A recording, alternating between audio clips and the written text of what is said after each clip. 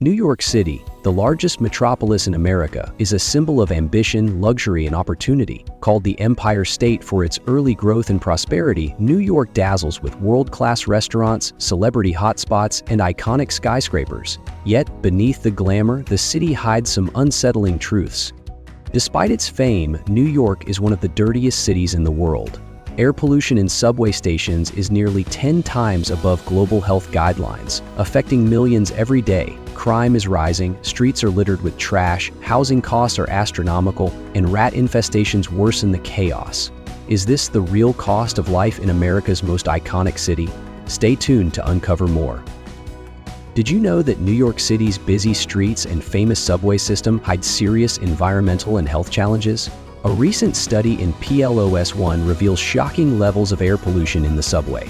Pollutant concentrations on platforms average nearly 10 times the World Health Organization's recommended limits, while levels inside trains are almost 7 times higher.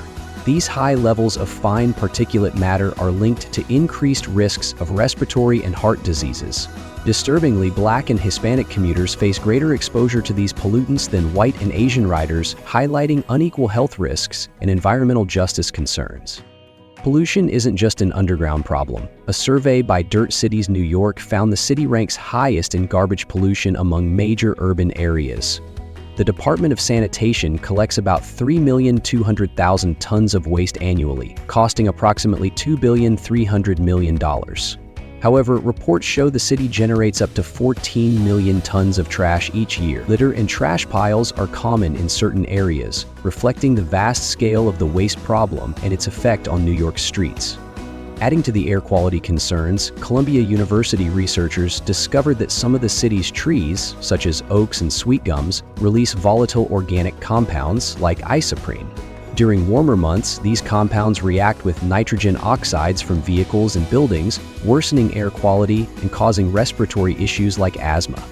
While urban trees are often seen as a solution to pollution, they might be making air quality worse in certain conditions. Further complicating matters, a study supported by the National Oceanic and Atmospheric Administration found that over 80% of New York's summer air pollution now comes from organic aerosols. These particles form when emissions from natural and human-made sources combine, becoming more reactive as temperatures rise. This growing pollution source presents a unique challenge for the city's air quality management efforts. These hidden environmental problems paint a far more complicated picture of life in New York City than what tourists typically see. For New Yorkers and policymakers, tackling these issues is crucial, as the city faces increasing pressures on its air quality, waste systems, and public health. However, the challenges of life in New York extend beyond pollution. Rising crime and security concerns are reshaping daily life in ways that continue to surprise even longtime residents. In recent years, international crime syndicates, like Venezuela's Tren de Aragua, have expanded their operations into New York City, increasing criminal activity in startling ways. In the year 2024, authorities made more than 500 arrests connected to this group, with nearly 300 occurring near the bustling, tourist-filled streets of Midtown Manhattan. Their crimes range from theft and assault to trafficking controlled substances, raising urgent questions about public safety in the heart of the city. For many New Yorkers, adapting to these challenges has led to changes in everyday life.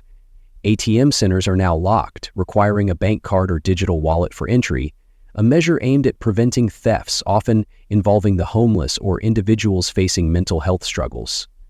Similarly, many bank lobbies have adopted this system, reflecting a quiet but significant shift in the city's daily routine.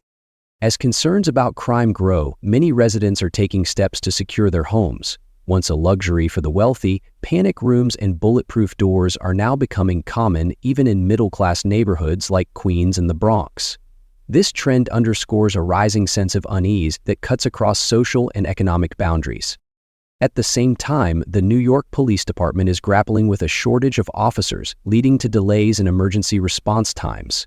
In 2024, the average response time for crimes in progress stretched beyond 15 minutes, the longest delay since the 1990s.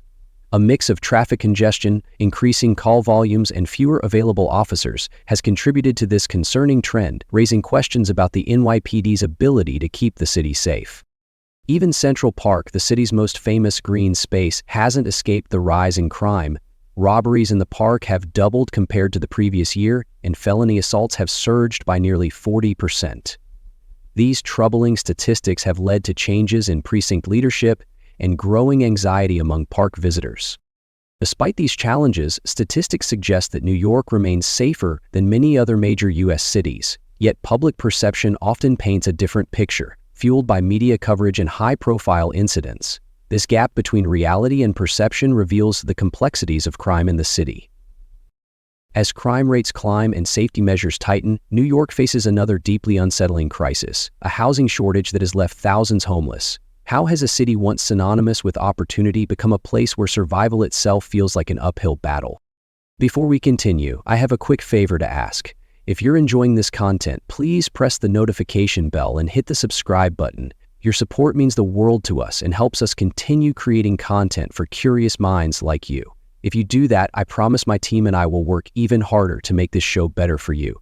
Deal? New York City is a land of dreams, towering skyscrapers, and unyielding ambition. Yet, beneath its glittering surface lies a harsh truth. The city is grappling with a severe housing crisis. Nearly 3 million households now spend over 1/3 of their income on housing. Even more alarming, 1 in 5 New Yorkers devotes more than half of their income just to maintain a home, leaving them vulnerable to eviction and, for many, homelessness.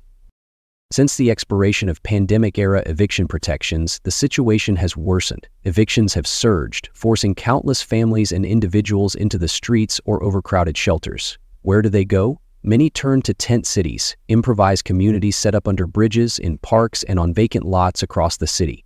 These makeshift camps highlight the harsh realities faced by those left behind in one of the world's wealthiest cities. Every night, New York City's primary shelter system houses over 90,000 individuals, including families with children.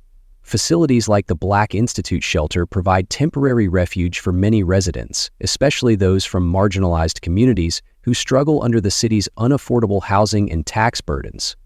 For these individuals, shelters are often the only option left, a desperate but necessary alternative to unaffordable rent. But New York's shelter system is under immense strain. By the middle of 2024, the city had welcomed more than 200,000 asylum seekers, adding unprecedented pressure to an already overwhelmed network. Shelters are now operating far beyond capacity, with overcrowded rooms, worsening conditions, and rising reports of violence painting a bleak picture of the current crisis. With a land area of just over 1,200 square kilometers and a population nearing 9 million, New York is not only the most densely populated city in the United States, but also one of the most challenging places to live. With more than double the population of Los Angeles, the city's severe housing shortage is an issue of growing complexity. So what do you think New York City should focus on to solve this crisis? Should it prioritize affordable housing for residents or direct more resources toward the growing number of asylum seekers? Share your thoughts in the comments below.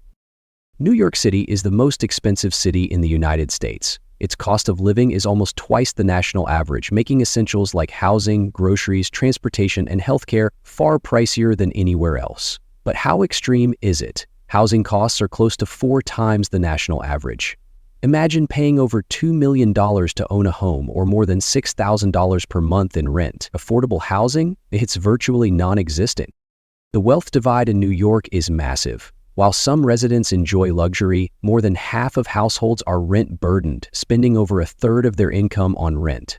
How does a city thrive when so many are struggling to meet even basic needs?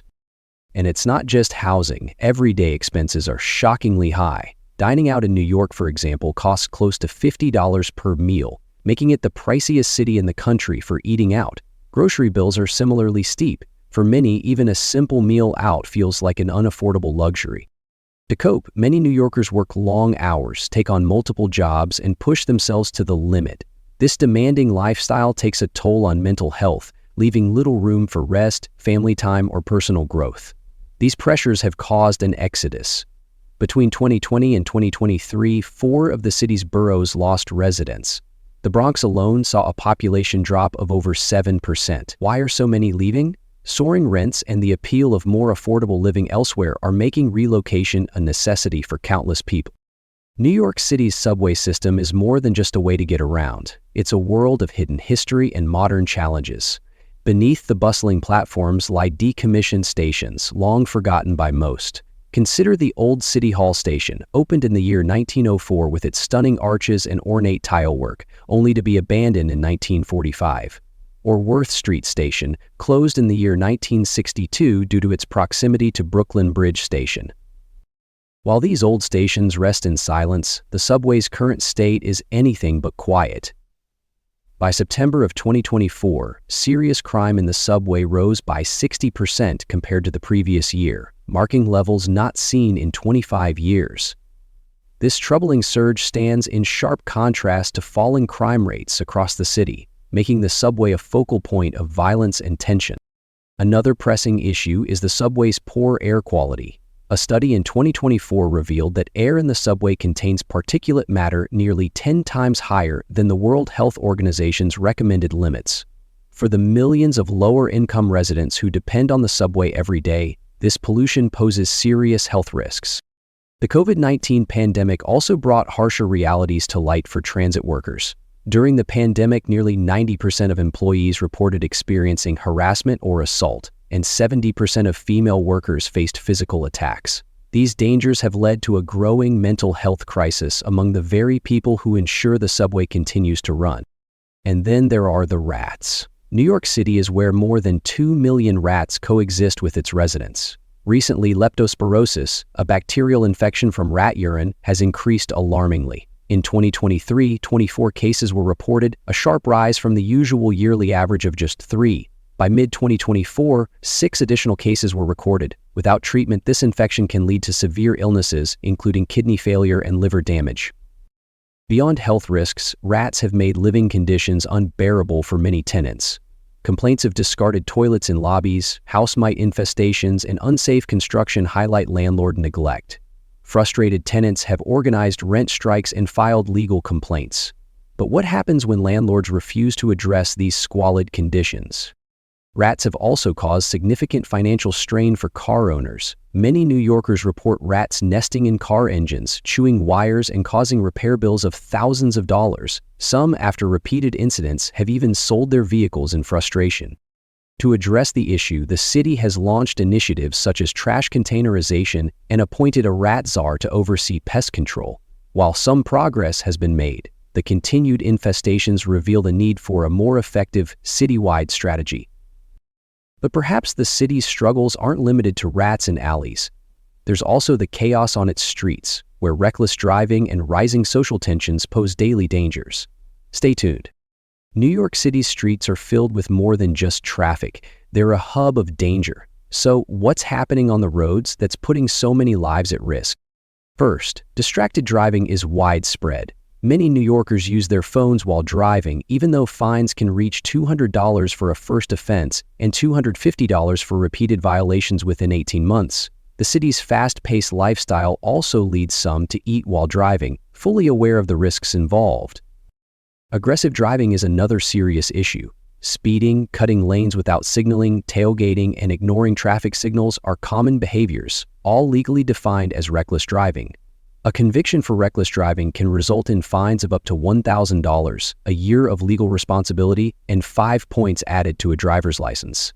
Yet, despite these penalties, such behaviors remain prevalent.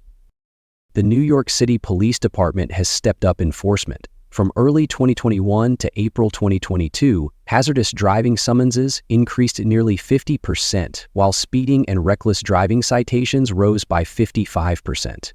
In East New York's 75th Precinct alone, reckless driving summonses skyrocketed by over 300%. This issue also highlights troubling racial disparities. Data from the New York Civil Liberties Union shows that Black and Latinx drivers accounted for 61% of traffic stops between January 2022 and June 2023, despite making up less than half of the city's driving population. Meanwhile, white drivers, who represent 40% of the driving population, accounted for just 25% of stops. Nearly 90% of those arrested were Black or Latin. To improve safety, city officials have introduced Sammy's Law, which allows speed limits on certain streets to be reduced to as low as 10 miles per hour. Plans to redesign 1,000 intersections aim to enhance safety for pedestrians, cyclists, and drivers alike. Increased NYPD enforcement in high-risk areas adds another layer of protection. While the risks on New York streets expose a culture of distracted and aggressive driving, the challenges go deeper. Could the city's work hard, play hard mentality be fueling not only reckless behaviors but also a deeper crisis of mental health and social connection? Stay tuned. Beneath New York City's famous work hard, play hard culture lies a series of intense pressures that can quietly wear down the mind and body. The constant push for success, paired with an always packed social calendar, creates a cycle that often leads to exhaustion. For many, juggling long work hours with endless social events leaves little room for rest or self-care. How sustainable is a life focused only on the next career move or the latest party? Studies show that chronic stress and this relentless pace can leave individuals feeling drained, both emotionally and physically. Then there's the issue of connection.